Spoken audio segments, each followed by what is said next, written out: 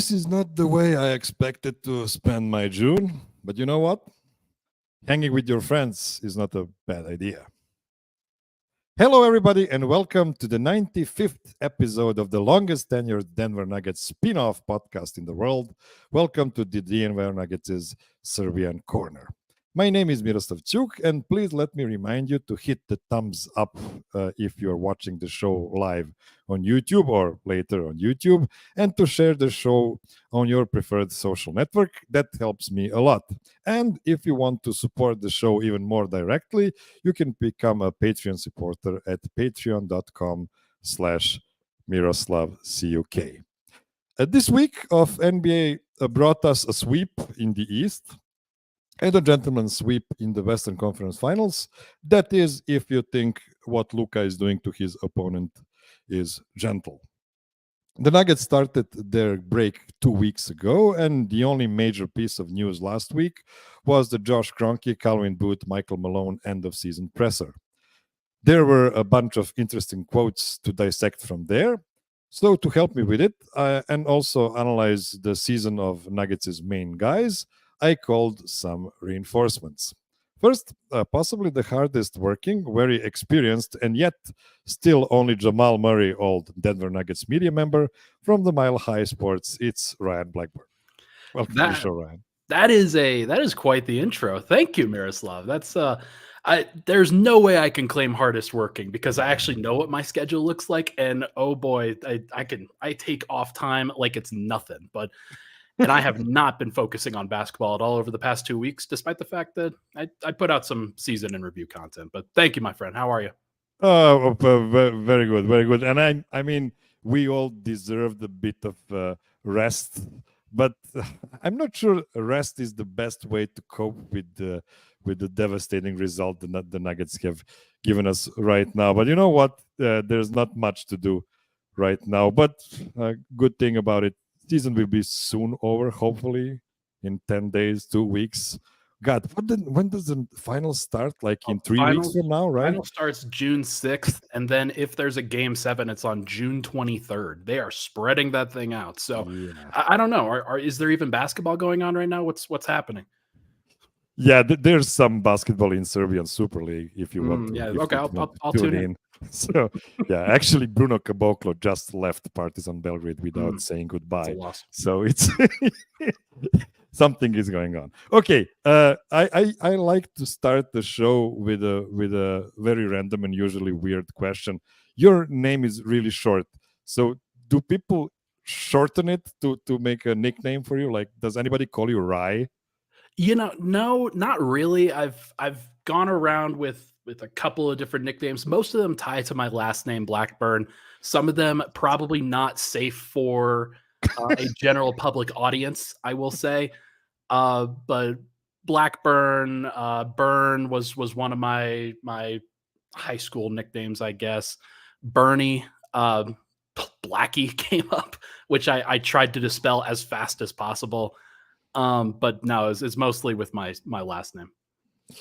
Okay. Last but not least, I wanted to call a super talented writer who doesn't write nearly enough to fulfill my reading needs. He's a former trombonist, but a current vibes master. It's Brendan B-Dog Vogt. How's life? What's up, man? It's awesome that you remember the trombone thing. What a hilarious detail to have really filed away. Yeah. Oh man, I should have taken that path.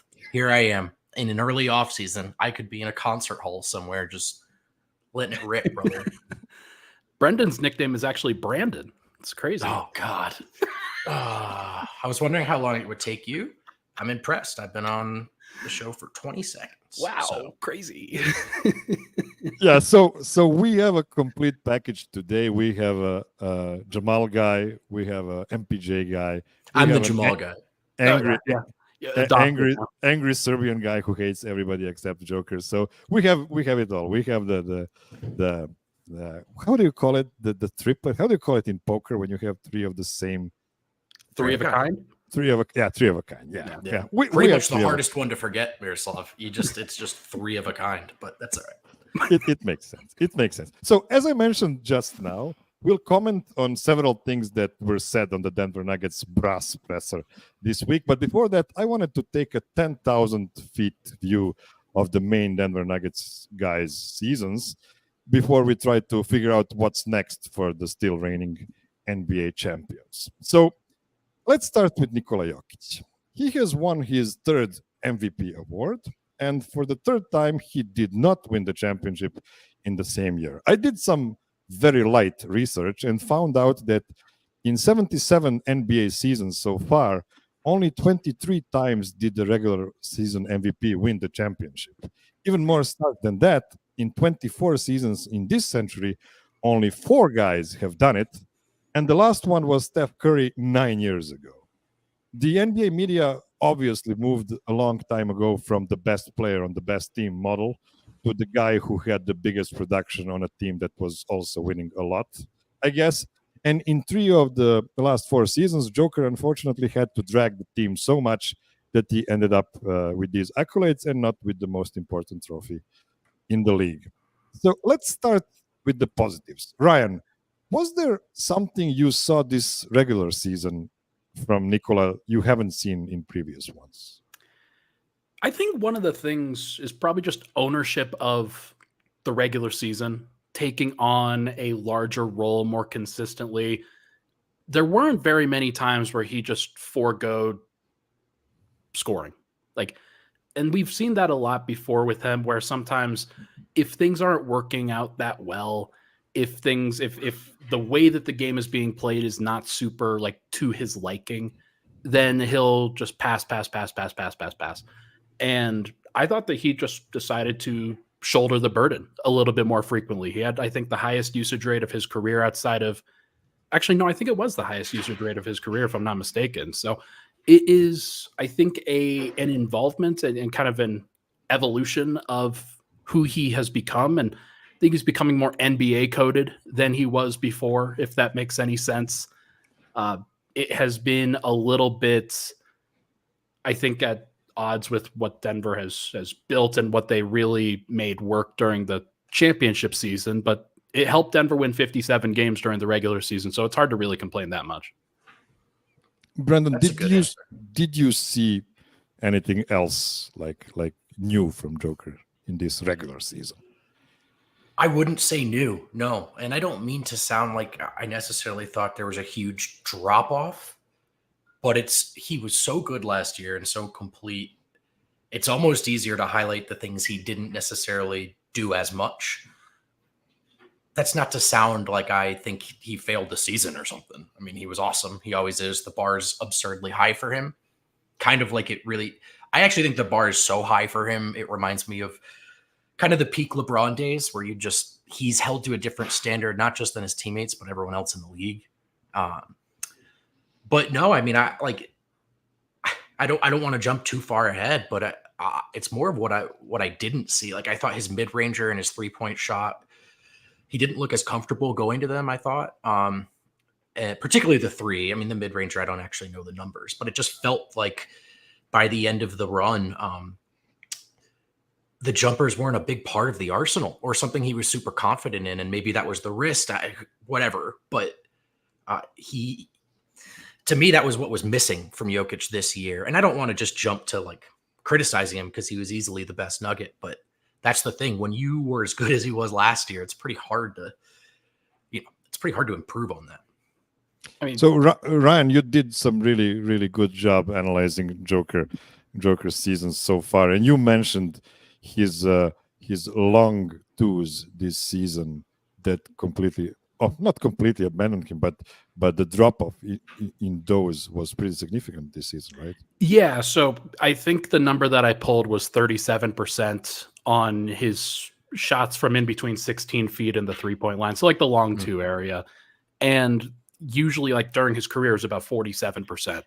So a 10% drop off during the middle of your prime is kind of a weird thing to happen. I don't know if it was a fluke, but one of the explanations I could come up with is he actually has taken more shots at the end of the shot clock than anybody in the NBA. And if I think back to what happens for Denver at the end of the shot clock, the ball is often passed back to Joker. He can't get a pass to somebody for an easier shot. And so he's just like, I'll just sombor shuffle this, or I'll turn over my other shoulder. I'll pull a random shot if I can. And often he misses those because, of course, he misses. Like everybody would miss those. So I wonder if that has something to do with it. I don't think it's like a skill drop off or anything like that, but he played over 2,700 minutes this year in 79 games. So I think that probably has something to do with it as well. It's just like he's asked to do more than he ever has been, which is probably not a great idea. Anecdotally, do either of you agree with the premise that in big moments, I felt like last year, if there was space to shoot from 16 or beyond, he just didn't hesitate. And I felt like this year he wanted, if we really, from the Nuggets perspective, if we really need two here, he was getting down in the post to me, I thought, more than ever, which again, he's so good there. It makes sense. But part of his completeness last year was it literally felt like there was no spot on the floor where you could have him where you want him, and I just thought he wasn't as convinced with his own jumper as he looked last year.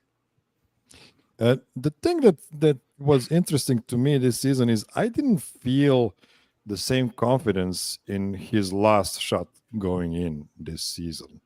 Like the Nuggets were on average a better team this season than last regular season because they did break or equal that win total in the regular season this season. Even with several games they've lost, like in clutch, more games lost in clutch comparing to seasons before. They were just a better team overall in the regular season to compensate for that. But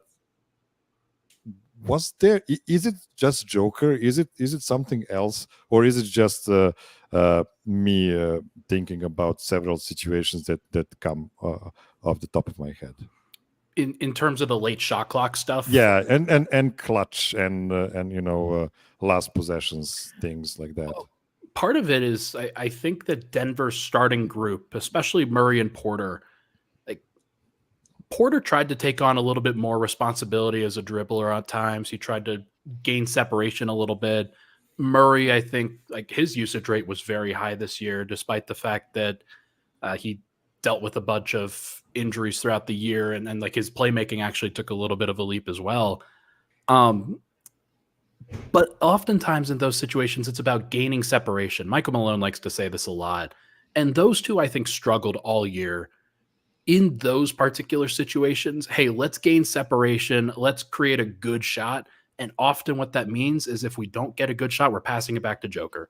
And so that's where you get some of those bogged down possessions where, okay, it's 5 seconds on the shot clock, 4, 3, 2, and Joker's just like, I don't know, I guess I'll throw something up here. But that's anecdotally what I would say. And I think that's probably where a lot of those late shot clock shots come from.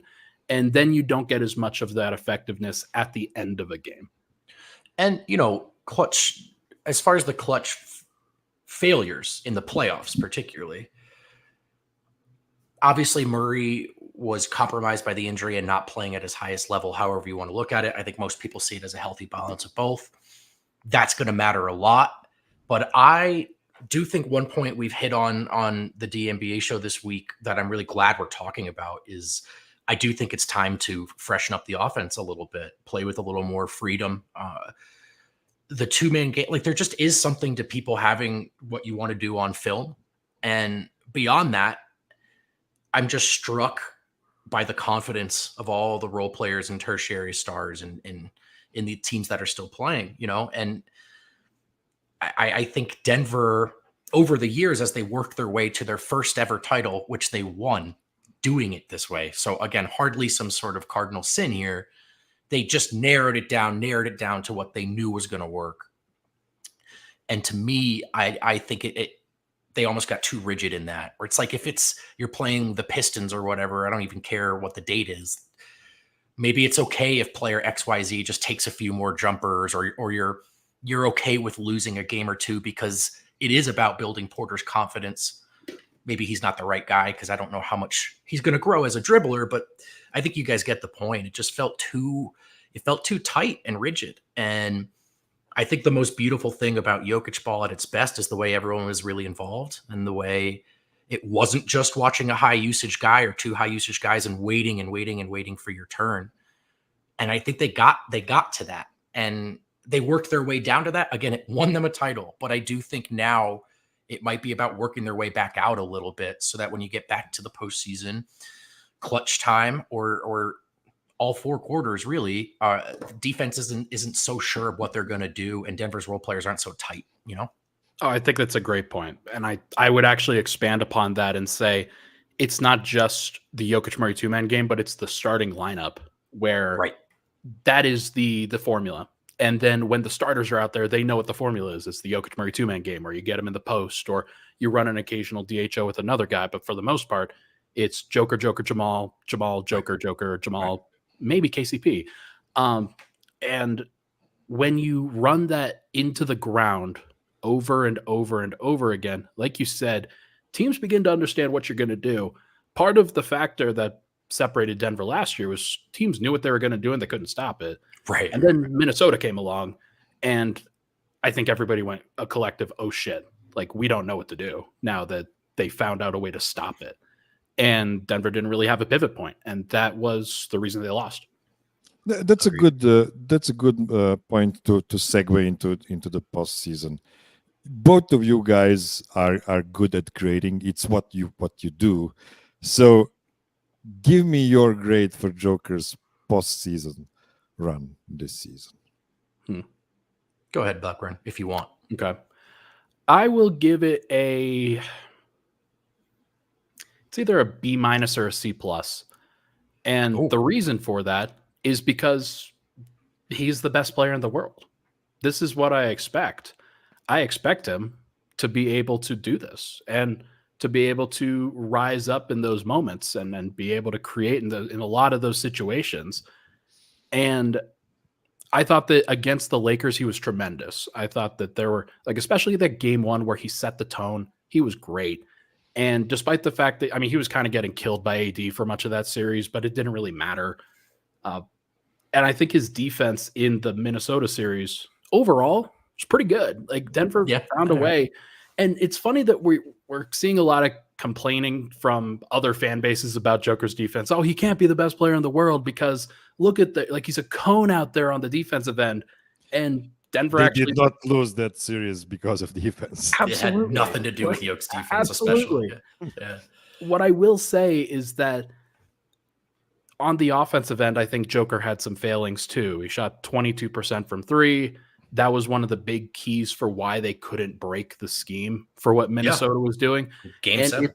If he makes those threes in Game 7, then we might be talking about Denver in the NBA Finals right now, and that's on him. That's not on anybody else. Like he had the opportunities, and Denver's up 20 in Game 7, and that might be painful for a lot of people to stomach, especially because he was the only guy who could score in the second half. But I do think that there were opportunities that he passed up and missed, and that drops my grade down, not significantly, because I think like the defense in the Lakers series was bad, but it was either going to be between like a B and a B+, and now it's a B- or a C+.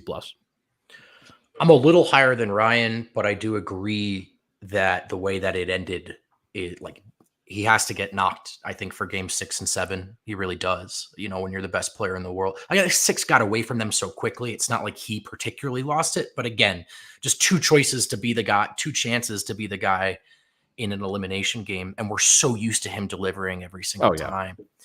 And like, look, he's low as far as the blame pie goes. Like he gets a very narrow slice, but what it consists of, I think, was that drop off in those games. And so I'll say B. I probably would have gone A- or A before Game 6 or 7. And I think, I just think him not delivering in 6 and 7 was weird.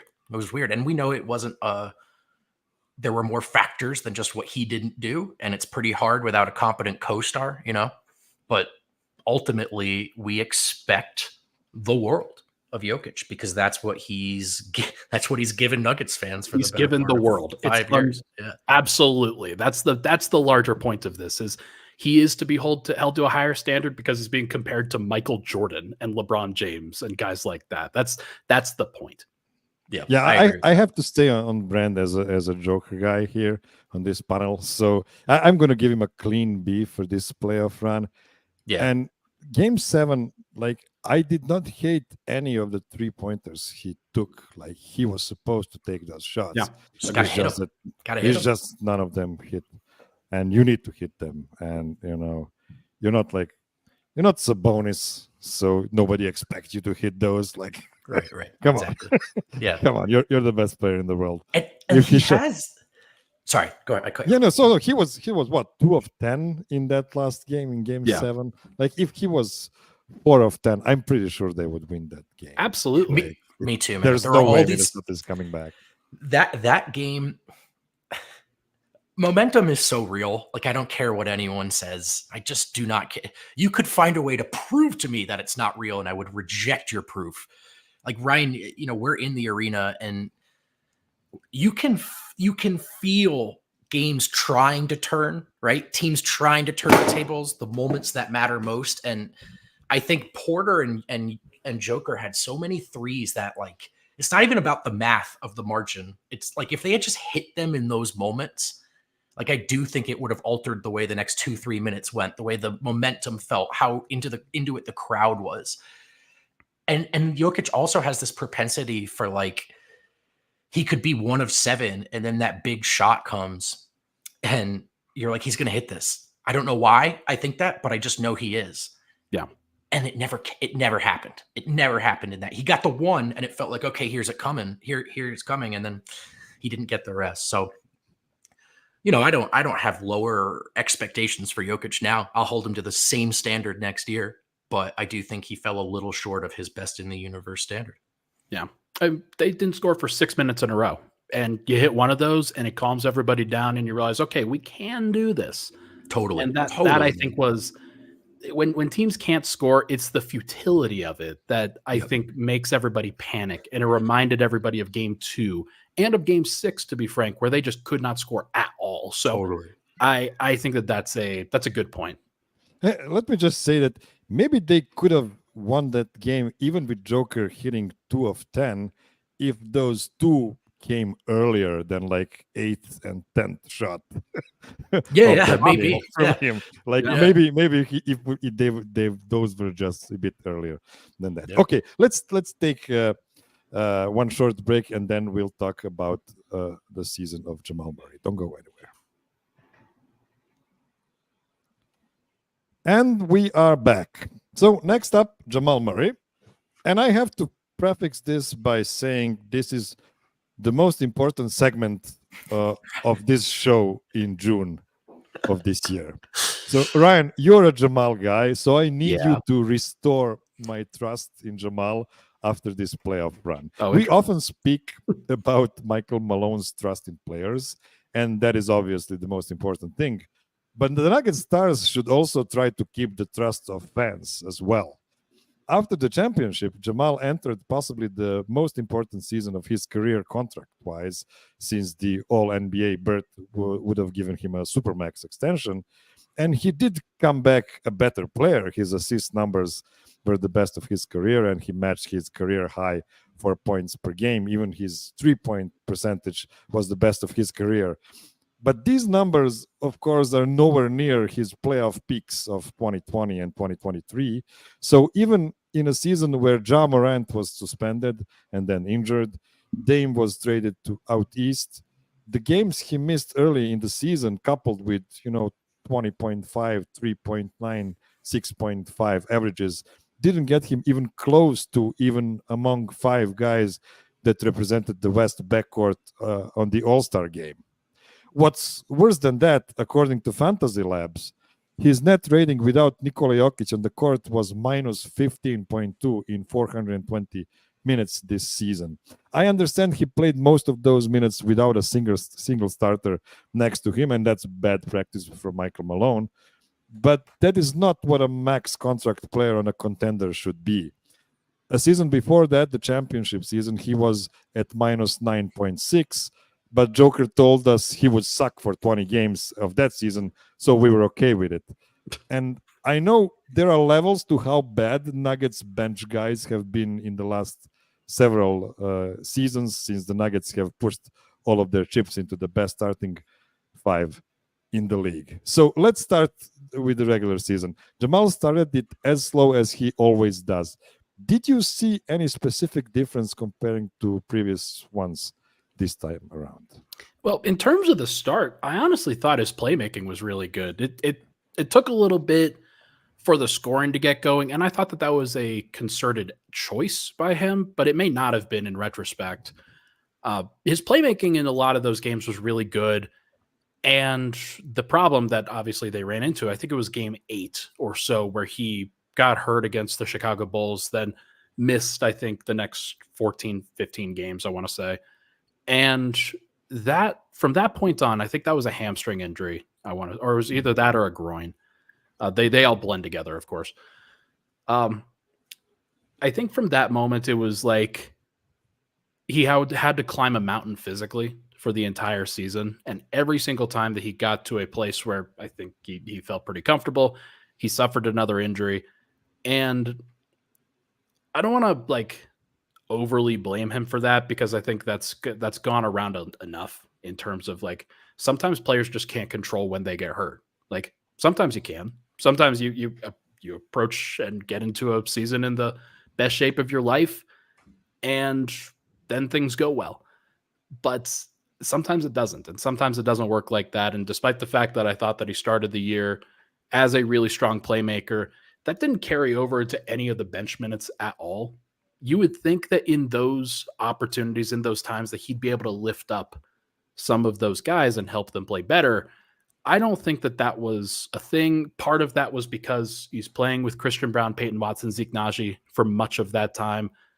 Not a lot of spacing, not a lot of guys that are really dangerous that can take some of that pressure away. And when he staggered, he was also playing with Reggie Jackson, which is not a great defensive backcourt.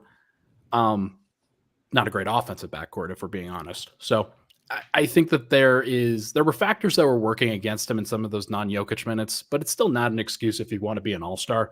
And he just didn't play like an all-star caliber player for much of this season. He played like a really good player. He played like a solid player. He played as he usually does, the 35th best regular season player in the NBA. That's the number that I've picked out of thin air, and I think it's pretty fair.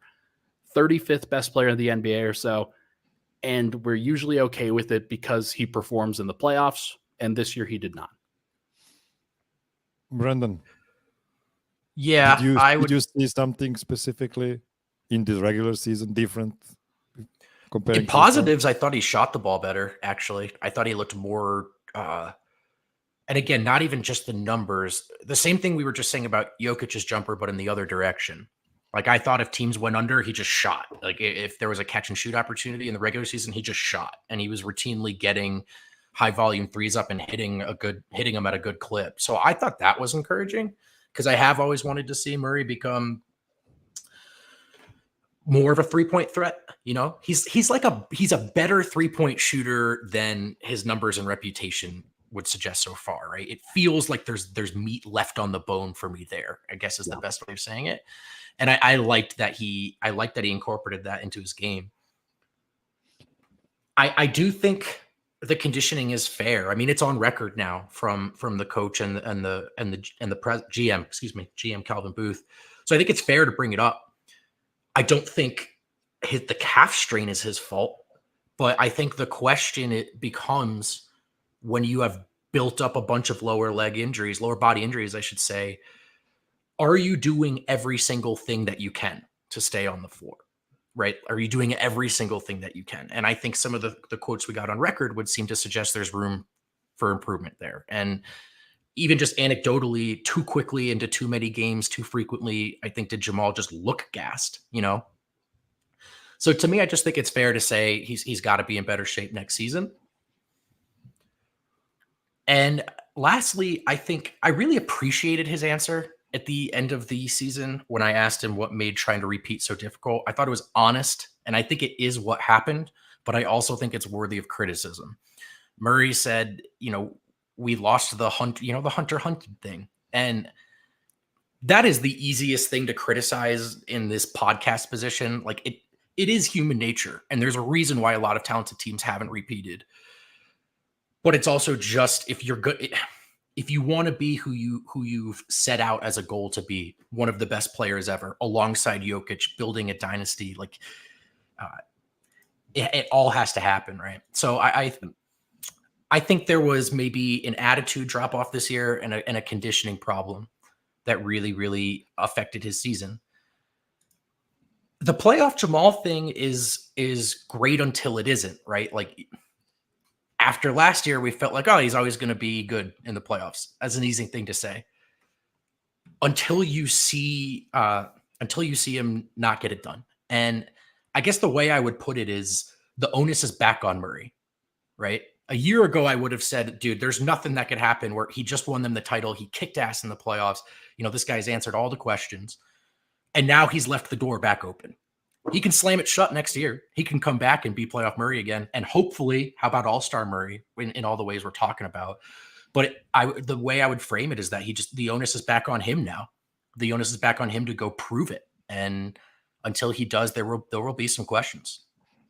And that's probably the only thing Michael Malone and Calvin Booth agreed on that presser, that Jamal just needs to come back next season better prepared. And I feel, and please tell me if you think I'm wrong, that Jamal gets too much slack for his playoff performance due to injury.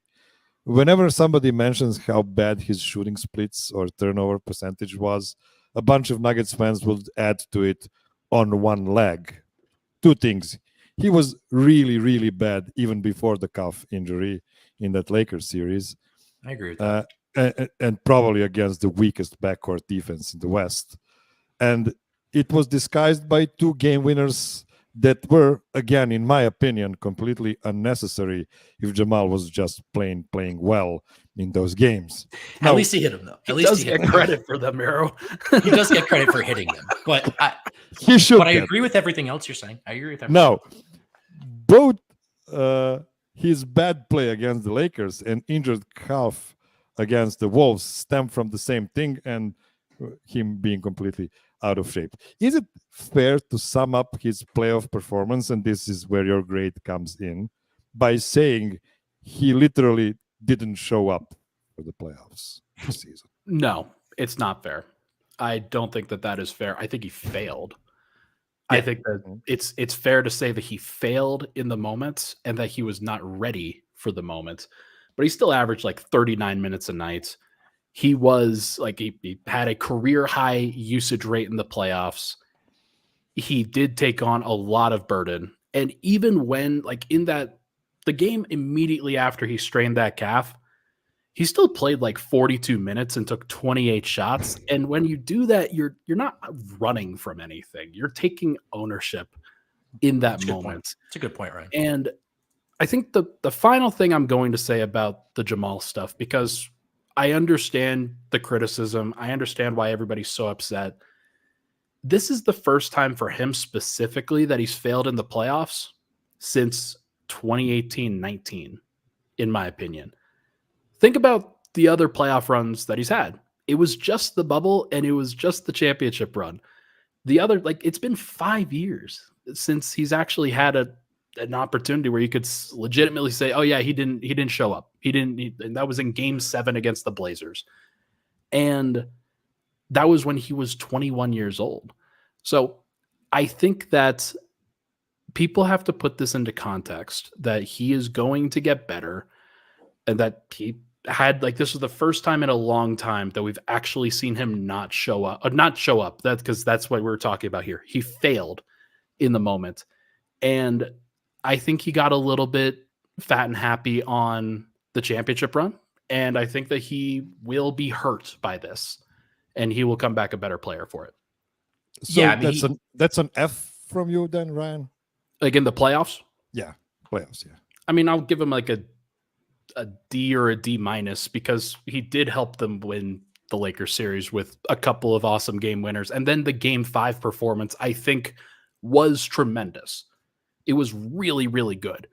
And now I also think that he showed up enough in game 7 that the team was up 20 and he had 29 points in like 25. Yeah, but he fell off from there, man. He was really bad in the second half. He was gassed. He was in pain. He was clearly bad. but they also were up 20. Yeah, I mean, yeah, that's the thing, man. We have so many sliding door conversations now about like philosophy and choices. And I'll go to my grave saying, how about you just don't blow the 20-point lead in game 7 and you get a fresh start in another series? It's a different matchup. I don't know. They did look exhausted. Players XYZ didn't look good enough. Like all these things are astute, and yet don't blow a 20-point lead in the second half, and you we're at least still playing for another round. I'm going to give an F just because I really agreed with Ryan's framing. He did show up. I just think he failed. And I don't mean F as in like it can't be redeemed.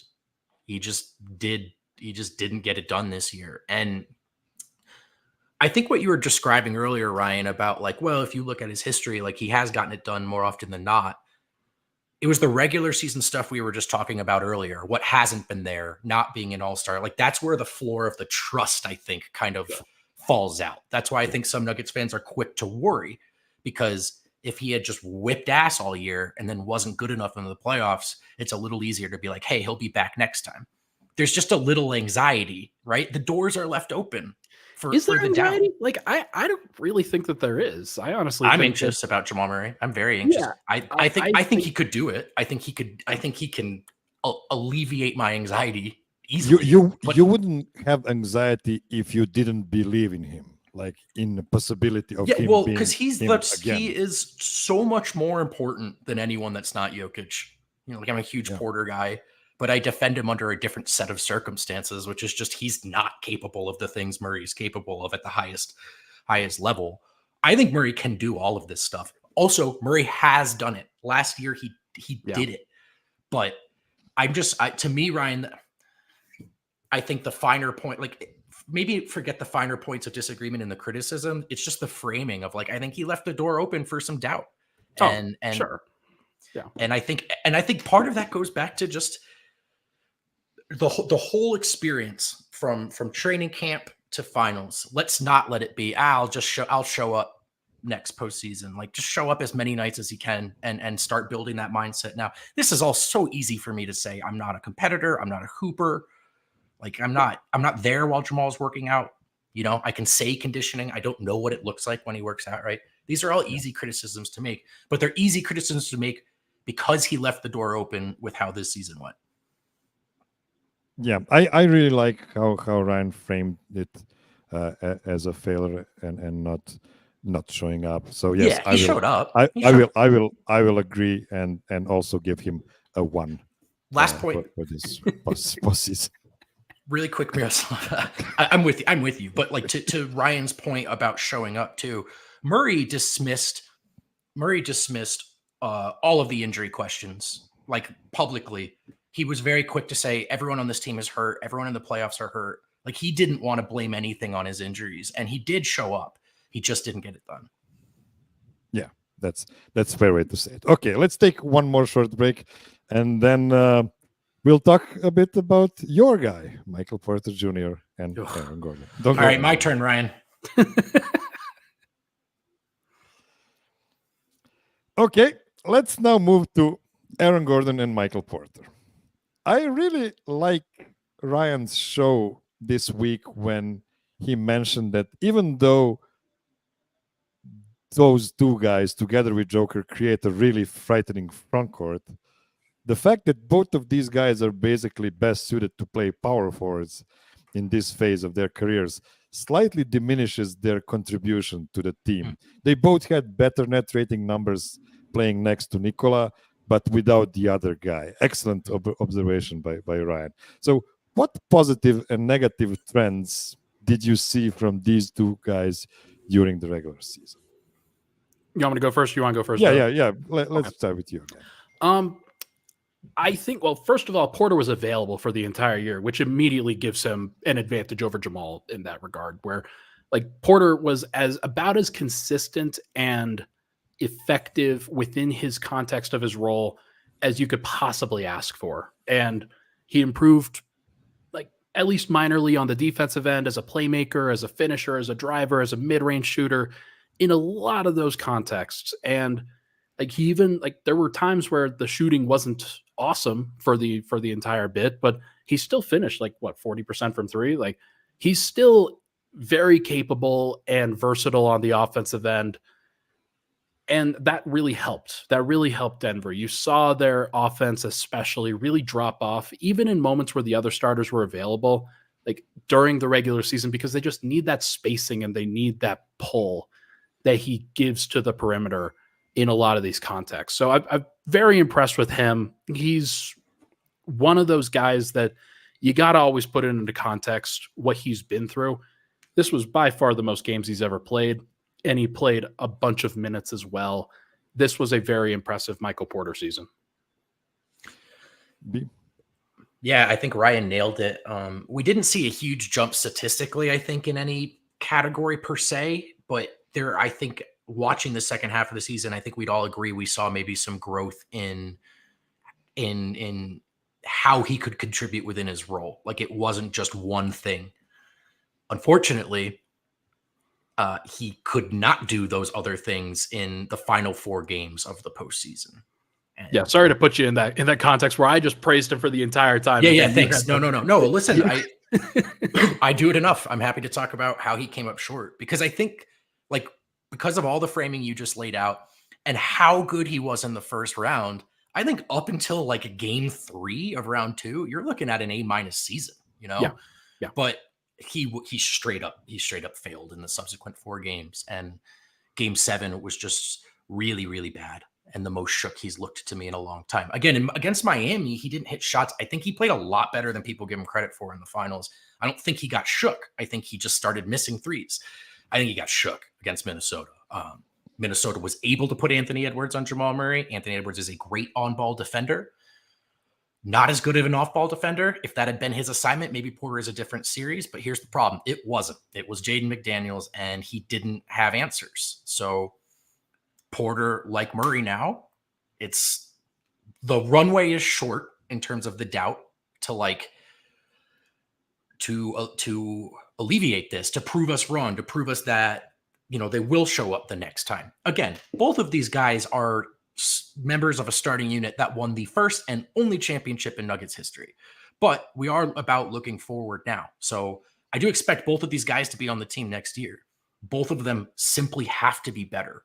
Porter, I'll just make it as simple as the postseason and being shook, because I think, as Ryan laid out, he answered a lot of the questions that we're asking of him, that the Nuggets were asking of him throughout the season. He checked many of the boxes. He stayed available. He just wasn't good enough in the pressure cooker moments, and he has to be next year, or else these trade conversations are going to get even louder, and folks like me will have even shakier ground to stand on as we argue that he's important to this team. So what would be his playoff grade then, Michael? I think total grade, I'd give him like a C+. But I think you're looking at like an A- F split for like 2% of the season. And the F was so bad that, kind of like Murray, it's like the doubt is there. The anxiety is there now. Even for people who believe in what they can do, you still got to go see them do it now again. So, Ryan, do you think it's physicality that's the reason he kind of failed in the second round? Honestly, so going back and looking through some of the numbers on what he did against Jaden McDaniels, you know, he shot 7 of 12 against Jaden when matched up. Like, he shot 7 of 12 against him. The problem is that he was defended by him for pretty much the entire time. And Jaden just denied him the ball. Like, he did not allow him to touch the ball and forced him to pass it and bothered him and played with physicality. And we've seen that before by guys like Norman Powell in the Portland series back in 2021. We've seen that with guys like, I guess, Max Strus with Miami, and just in different situations where players that are allowed to get away with that can really bother him. I do think that there is something to, you know, Draymond Green said that there's 82 games and 16 game players. I think that there is an even larger breakdown of that as you get deeper into the playoffs and have to face the elite of the elite defenses. And I think there have been enough failings from Porter just throughout his career that he's got to learn how to deal with that a little bit better and navigate those problems a little bit better that we've started to see a pattern when he's been put into these positions of physicality and asked to do more than against a team like the Lakers that had nobody to answer him remotely. So I think that it's an unfortunate breakdown, but like I framed at the beginning of this week in my podcast, like Jokić, Murray, and Porter all have to be better for different reasons and for different variations and to different gradations for sure. Sure. Absolutely. But like they all do. That's the center because they make 51, 36, and $35 million. That's how it's got to go. That's how it's got to go. I couldn't agree more. And I hate Miroslav really quick because I'm talking so much hate over Miroslav you on your own too. show. Yeah, I hate Miroslav, that we have this discussion now because I know the Lakers are terrible and trust me, no one was more on that side of things in round one. Are they making the Nuggets work? No, like the Nuggets played like crap and the Lakers looked even worse. But Porter was sensational in that series in important ways that we hadn't seen yet, like fourth quarter closeouts just off. I want the ball. I'm going off the dribble. But like Ryan, I think very, very precisely articulated and identified the problem. It's against these teams, these 3 or 4 teams. He's got to figure out how to get open. And the threes can't be 4 feet to the side of the right rim in game 7. Like that to me was the most shook. That to me, there are so many things I've seen Porter do well or not do well that I've been like, all right, I still know where that shot. I was like, dude, that is a problem. That there's no reason a shooter that good would miss by that much unless he was straight up shook. So I do think that's something he needs to address, or he probably won't be a central part of this core going forward. He is who he is, and that's probably the evaluation that the Nuggets have to give. And the question is whether they can win a championship with him being who he is and with Murray kind of being who he is. So I think Denver's got to continue to evolve. They've got to get better. And the way that you get better in a lot of those situations is you figure out, okay, can you be better with that trio if they don't like with the amount of money that they're making and with the flexibility that you have around them, like how much better can you be? And it's an unfortunate, unfair question to a team that just won a championship. It just sucks. So I don't want to belabor the point on that, but that is a fair, I think, fear for a lot of people. And it's why the panic, as you said, is so high. Yeah, let's just do 1 minute on Aaron Gordon because he's also part of the core 4. True. I think we all agree that he was kind of coasting a bit in this regular season comparing to the last one, and it's probably because he had to play a lot of backup 5 as well in the regular season, unlike the last season. Is that the reason why he was completely gassed in that game 7? Is it the regular season load, or maybe even the postseason load as well? He was playing a lot of minutes in this postseason. You know, he might have been gassed, but I think he was still very good. I honestly do. Like, you can look around at the problems that Denver had in that game or in that series. I thought that Aaron Gordon would be the X factor. As it turns out, it was Jamal Murray. And the issue that Denver faced, I don't think was an Aaron Gordon problem. I think that the game 4 that he played was tremendous.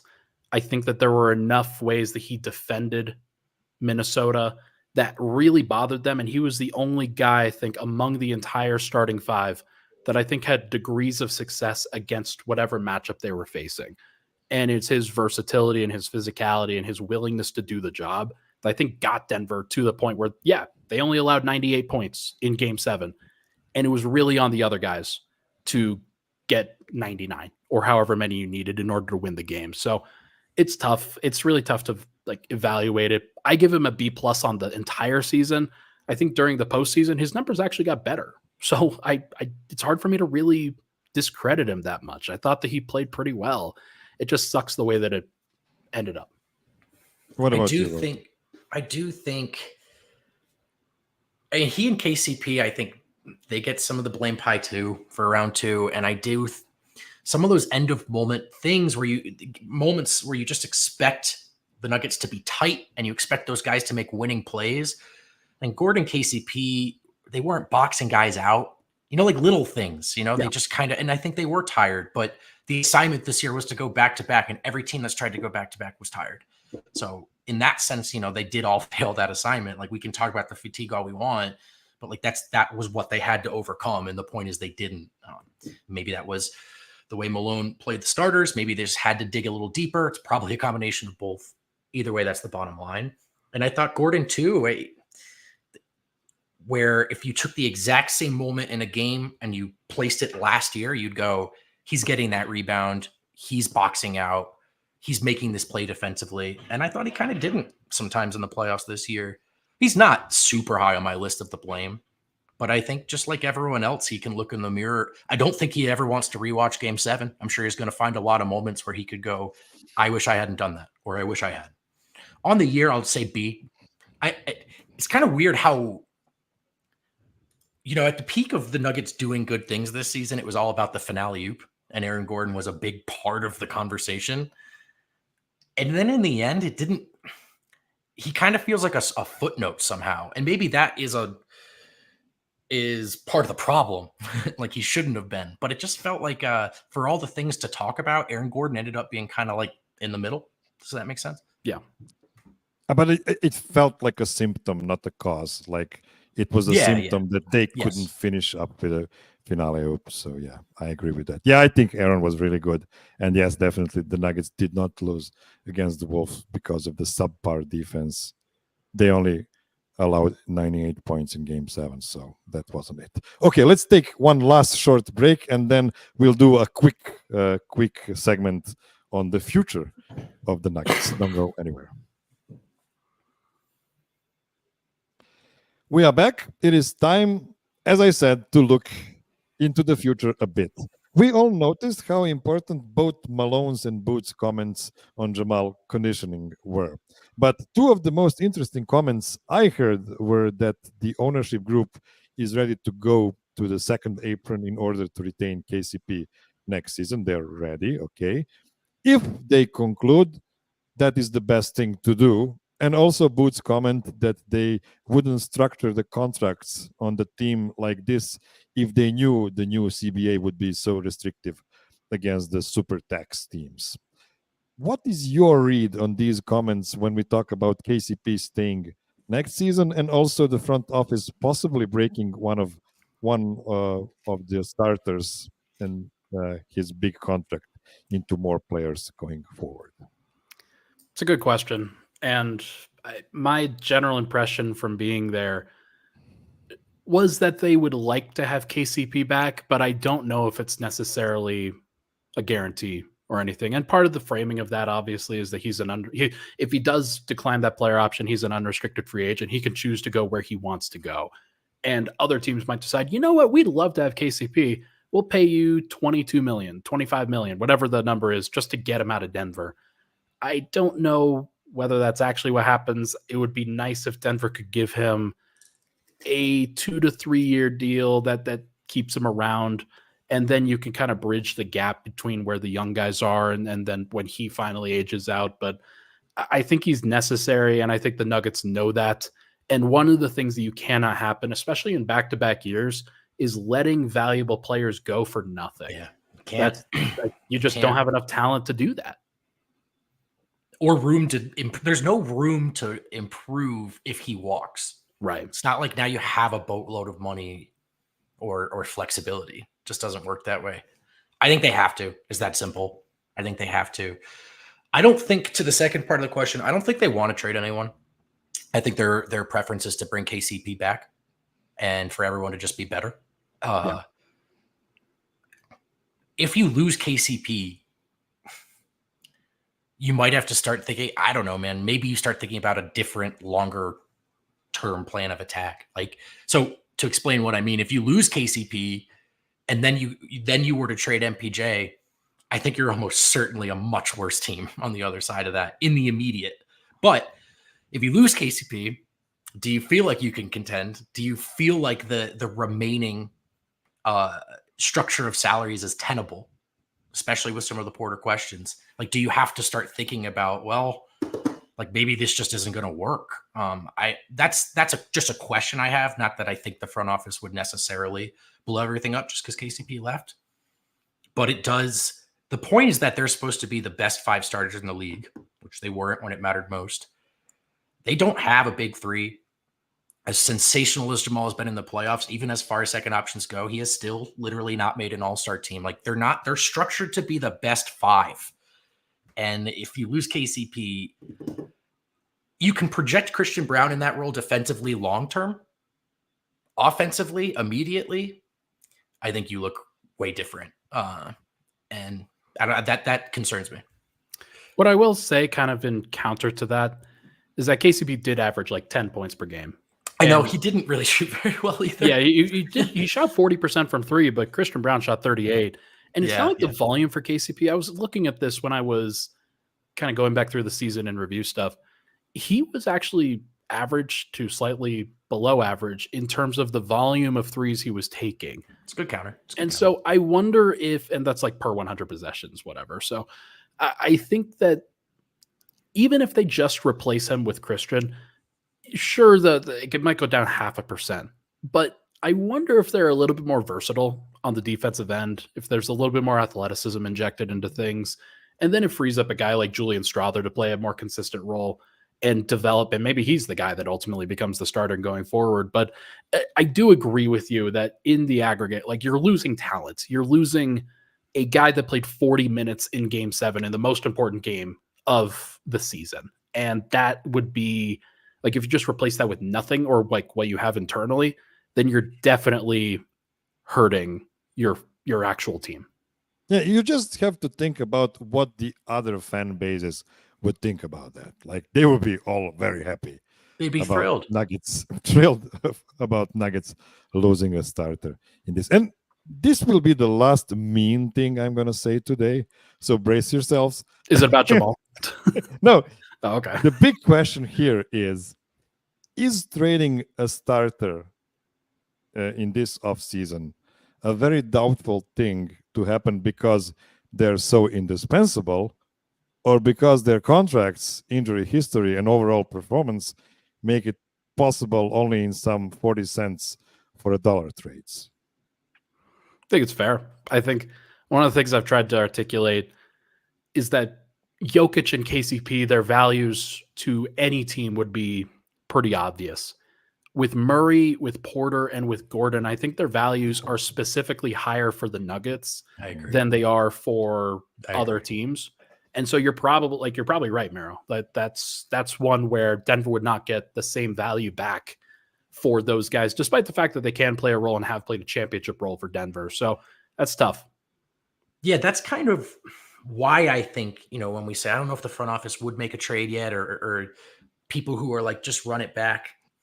Part of it is like, I mean, yeah, if you could prove to me that they could make these trades and become meaningfully better, I think everyone would be on board. Sure. But that is part of the corner they've worked their way into here with, paying guys as they have and giving Porter the max contract, which again, and same with Murray, they won the first ever championship in Denver. Like, it's okay. Like, this hasn't been a failure.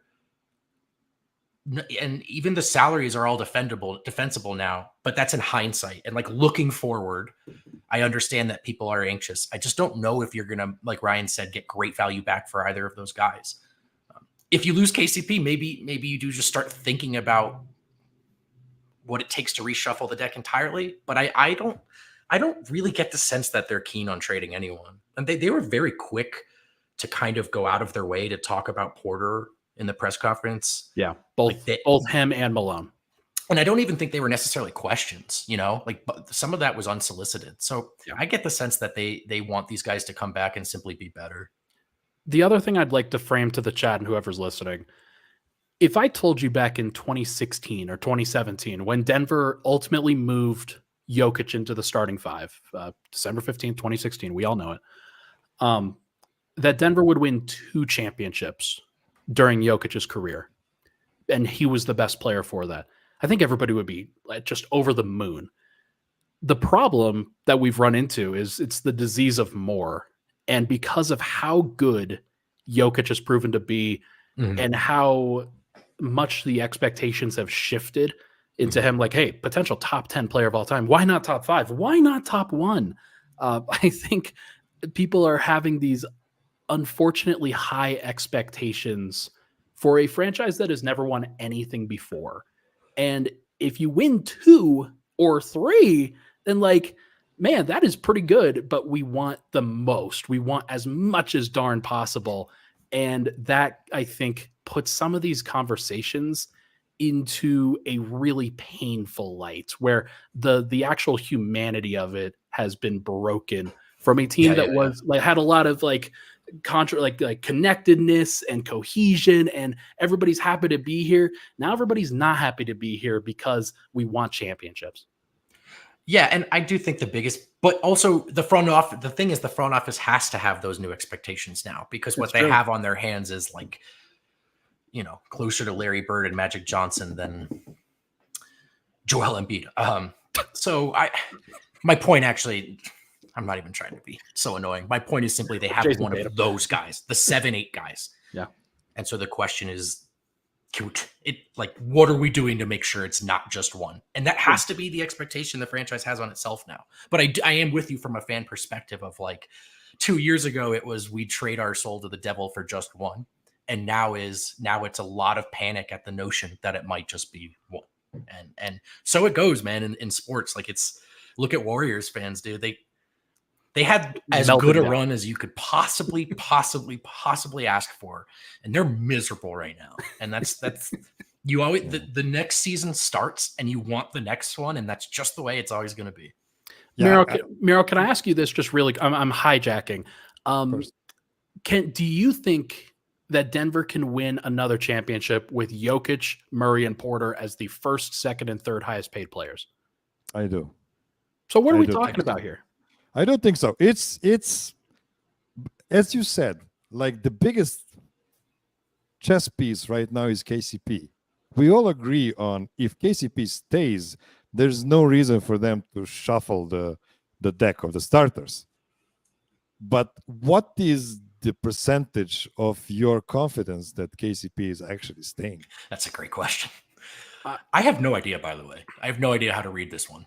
So I don't know how much he's going to get. I don't know how far. Didn't you get the sense, Ryan, that they would go into the second apron? Yeah, I did. And I think for that reason, I would say that it's more likely than not that he stays.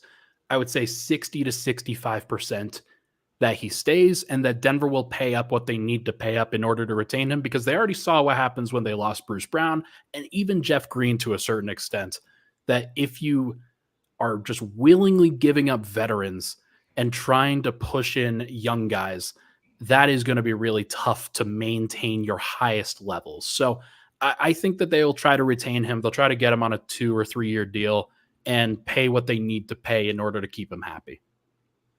So you've heard it here first, people. There's 35 to 40% chance the Nuggets are trading one of their starters. that's girl math right there. Let's go. Okay, guys, before we go, do you want to plug something? Absolutely not. Jesus. Yeah. God. Can I be off the air for like a month? And not just because I don't want to do it anymore, because I don't blame anyone who's sick of me. Like how many more opinions can I offer before I just get annoying and wrong, you know? So no, I would like to plug absolutely not. Just kidding. The DNVR show will be live on Monday. I'm going to try to be going live 3 times a week during the early off season, what I call it. And then once the free agency and maybe summer league period happens, I'll be going live like 1, maybe 2 times a week. And I'm going to try to scale it back as much as I possibly can while keeping the bosses happy. So we'll see what happens, but that's the Pickaxe and Roll podcast on Mile High Sports, folks. Yes, of course. And that's all we prepared for you today, dear listener. And please take the word prepared loosely.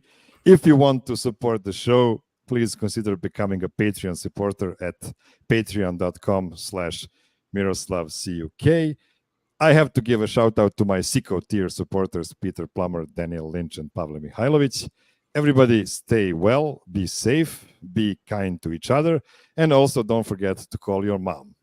Until next week, Bones Highland. What? What?